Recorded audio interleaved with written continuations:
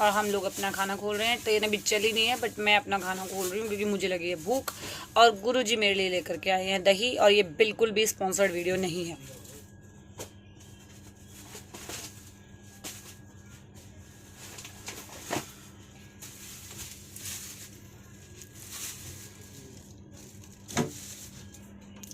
और ये मेरे लिए आए हैं आम, क्योंकि गर्मियों में आम और तरबूज का ही सहारा है। और इन गर्मियों में खरबूज बहुत ज़्यादा नहीं आए हैं, तो सिर्फ तरबूज और आम, तरबूज आम ही चल रहा है अभी तो।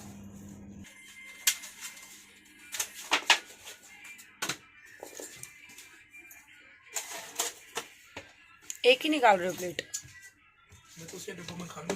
ये है मेरा सेंधा नमक, और मैं अपना अदरक वाला नमक भी साथ लेकर के आई हूँ। अभी आप लोगों को दिखाती हूँ। ये देखिए, मैं अपना अदरक वाला नमक भी साथ लाई हूँ। मैं इसको इसलिए साथ रखती हूँ क्योंकि इससे टेस्ट डबल हो जाता है। बाई चांस आपके पास अदरक नहीं है और हरी मिर्ची भी नहीं है तो आप ये वाला नमक डाल सकते हो। आपको अदरक, नमक और साथ में हरी मिर्ची का भी टेस्ट आ जाएगा। और मेरे खाने के लिए आम निकाला जा चुका है। ये खाना मैंने बनाया है, असोला से आया है, और जो घर से आया है वो भी दिखाती हूँ। और ये खाना आया है घर से बन के। ये बहुत थोड़ा थोड़ा मिसलाए हैं क्योंकि सिर्फ गुरुजी का खाना है और गुरुजी बहुत कम खाते हैं। ये क्या है? अरबी की सब्जी है, फ्राइड अरबी। और ये है आलू जीरा। साथ में रोटी है, चटनी है और दही है। ये छोटी वाली दही गुरुजी के लिए क्योंकि वो कम ही खाते हैं। बट और ये आइए बाबू रोटी। मैंने अपने लिए बनाए आलू और साबूदाना और घिया की सब्ज़ी, और ये चटनी बनाई है मेरी सासू माँ ने, और ये रोटी जो है ये बनाई है कविता जी ने, और नमक मैं साथ लेकर के आई हूँ। बस अभी खा रहे हैं। खीरा काट लूँगी, आम काट लूँगी, और मुझे लगी है भूख, मैं खा रही हूँ खाना। गुरुजी ने भी अपना खाना खोल लिया है, हम दोनों साथ खाएंगे। और मैं अपना खाना थोड़ा सा अलग कर लूँ क्योंकि मेरा फास्ट वाला है, उनका विदाउट फास्ट वाला है। अब करते हैं पेट पूजा, फिर मिलते हैं आप लोगों से थोड़ी देर में। आप सब भी मेरे साथ खाना खा लीजिए। जय माता दी। खाना खा लो फ्रेंड्स। मैंने और आपके गुरुजी ने खाना खा लिया है और मैंने सोने की तैयारी भी कर ली। और मैंने एक कंबल एक्स्ट्रा ले लिया क्योंकि मुझे लग रही है बहुत तेज़ ठंड, क्योंकि मैं एसी में बहुत कम रह पाती हूँ। मैं एसी के बिना ज़्यादा कंफर्टेबल फील करती हूँ। बट बाकी सब जितने भी बोगी वाले हैं सबको शायद एसी तेज़ चाहिए, तो एसी बहुत तेज़ चल रहा है। तो मैंने 2 कंबल ले लिए हैं और मैं अब कर रही हूँ सोने की तैयारी। मिलते हैं आप लोगों से सुबह। ट्रेन बहुत लेट है। अब देखना ये है कि कल शिरडी किस टाइम पहुंचती है ट्रेन। दिखा ये रहे हैं कि ऑन टाइम पहुंचेगी, लेकिन 5 घंटा ट्रेन लेट है। तो 5 घंटे को वो रास्ते में कैसे कवर करती है पता नहीं। मिलते हैं आप लोगों से सुबह, और सुबह का कैसा रहेगा आप लोगों को दिखाएंगे। मैंने खाने में खा लिया है साबूदाना, घिया की सब्ज़ी, आलू की सब्ज़ी जो मैंने आप लोगों को बताया था। साथ में मैंने खा ली है रोटी, दही भी खाई मैंने, और मैंने खाया आम और खीरा। और उसके बाद मैं सो रही हूँ। आप लोगों ने देख लिया होगा कि पूरे 1.25 साल में हम लोग किस तरीके से मैनेज करते आए हैं फास्टिंग को, और बाहर जाकर मैं किस तरीके से मैनेज करती हूँ। आपने अमरनाथ वाले ब्लॉग में भी देखा है। जब कहीं पर कुछ नहीं मिलता मैं आलू जीरा से काम चला लेती हूँ। नमक मैं घर से लेकर के जाती हूँ, आलू जीरा और दही से काम चला लेती हूँ। और वैसे शिरडी में मुझे साबूदाना जो है वो अवेलेबल हो जाता था, बट कटरा में मुझे अभी लास्ट के कुछ टाइम पे फिर भी रोटी वगैरह अवेलेबल हो गई थी, क्योंकि वो होटल वालों को पता था कि इनके फास्ट है तो वो अरेंज करवा देते थे। बट उससे पहले मैंने 6 से 7 हाजिरियाँ सिर्फ़ और सिर्फ आलू जीरा पे दी थी। तो चलिए अभी तो पहले सो जाते हैं, बहुत थके हुए हैं। और सुबह ट्रेन कितने बजे पहुंचती है आप लोगों को बताऊंगी। जय माता दी। ओम साईं काल का गुड नाइट सभी भक्तों को, सभी साईं लाडलों को, सभी माँ के लाडलों को, सभी साईं प्यारों को शुभ रात्रि, गुड नाइट, ओम साईं काल का।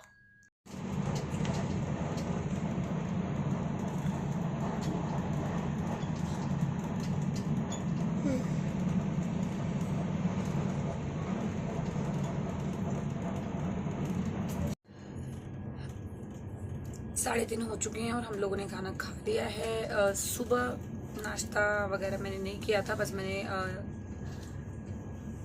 बबूगोशा खाया था। बबूगोशा ही खाया था, और क्या खाया था? बस बबूगोशा खाया था। और उसके बाद हम फिर से सो गए थे। अब हम उठ गए थे। हमने जो हमारा रात का खाना बचा हुआ था उसमें से कुछ ख़राब हो गया था, जो बचा था वो हमने खा लिया। और अब हम बढ़ रहे हैं मनमाड़ की तरफ। मनमाड़ से थोड़ी सी दूर रह जाएगा कोपरगांव, और कितने बजे पहुंचेंगे नहीं पता, लेकिन अभी 3:30 बज चुके हैं। और मनमाड़ पहुंचने में कितना टाइम है अभी? 5:45 बजे हम लोग मनमाड़ पहुंचेंगे। तो इस बार की हाजिर तो बाबा के ही हाथ में है। बहुत बड़ा धोखा हो गया हमारे साथ। नेक्स्ट टाइम हम हर चीज़ सोच समझ के चलेंगे। देखते हैं। अभी तो बाहर बहुत तेज़ बरसात हो रही थी और उसके बाद रास्ते में बरसात हुई थी। अब हम आगे आ चुके हैं तो यहाँ बरसात नहीं है, लेकिन फिर भी मौसम बहुत अच्छा है। दिखाती हूँ आप लोगों को।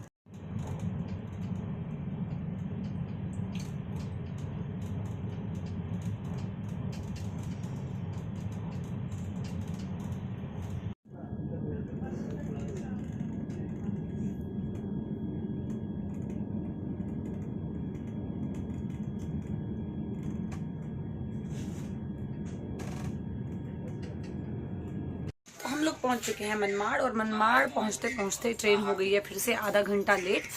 मनमाड़ पे शायद इन लोगों को क्लियर नहीं मिला था रास्ता, तो अभी हम लोग मनमाड़ से निकल चुके हैं और हम कोपरगांव पहुंच गए हैं। और कोपरगांव से हम लोगों को ऑटो या टैक्सी लेके पहुंचना पड़ेगा। तो लगभग हम लोगों को 8 बज जाएंगे होटल पहुँचते पहुँचते।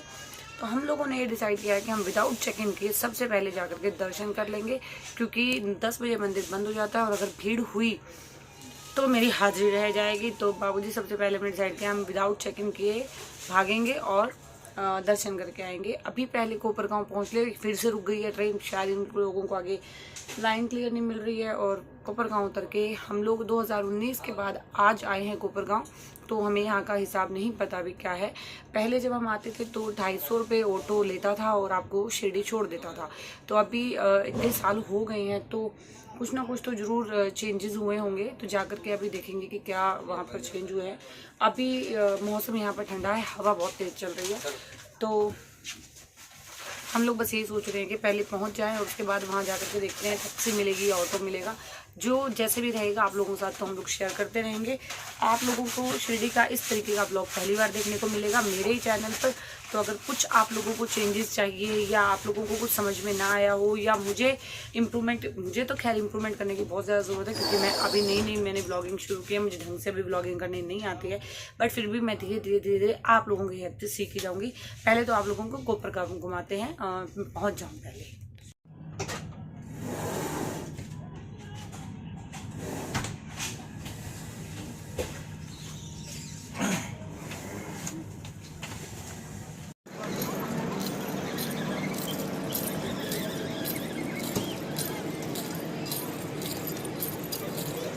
उतर चुके हैं कोपरगांव और हम लोग 6:50 के अप्रॉक्सीमेट उतर चुके हैं यहाँ पर। यहाँ पर हल्की हल्की बूंदाबांदी हो रही है। बाहर निकल के हम लोग को ऑटो मिलेगा या टैक्सी मिलेगा, आई डोंट नो। बरसात अभी शुरू हुई है तो स्पीड बढ़ती जा रही है।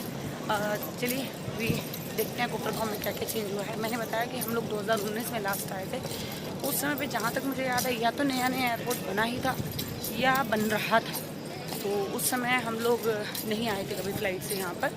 उससे पहले काफ़ी बार फ़्लाइट से, कभी मुंबई, कभी जयपुर, कभी काफ़ी जगह पर आना जाना रहा, बट यहाँ पर नहीं आना हुआ। तो उसके बाद से बाबा ने जब भी बुलाया, वैसे उससे पहले पूना वगैरह से हम फ़्लाइट से आए। बाद में हमने टैक्सी से बाकी का रास्ता क्रॉस किया। तो अभी यहाँ पर हम लोग पहुँच गए।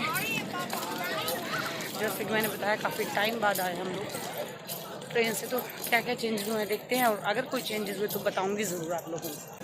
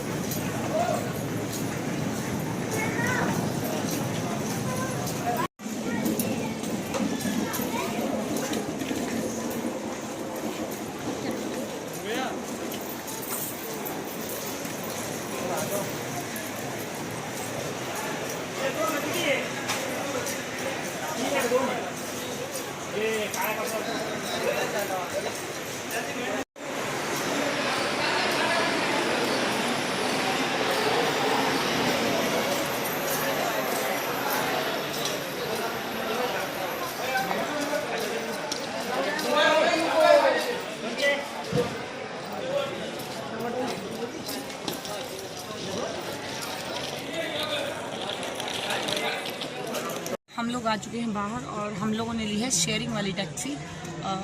टैक्सी नहीं बोल सकते इसको, टेम्पू ही बोलेंगे।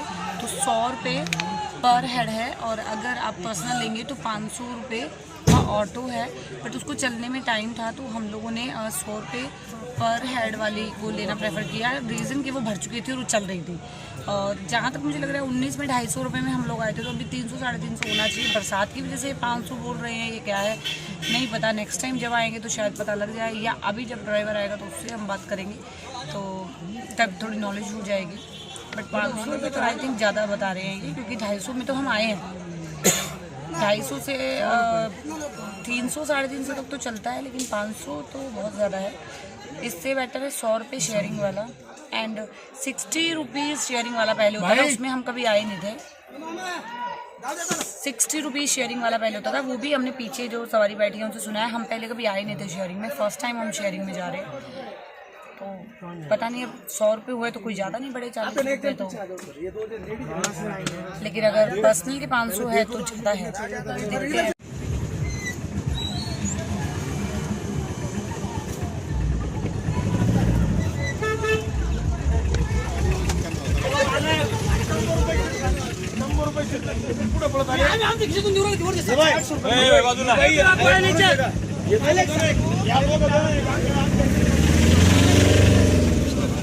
ये मेरे पास हाँ हाँ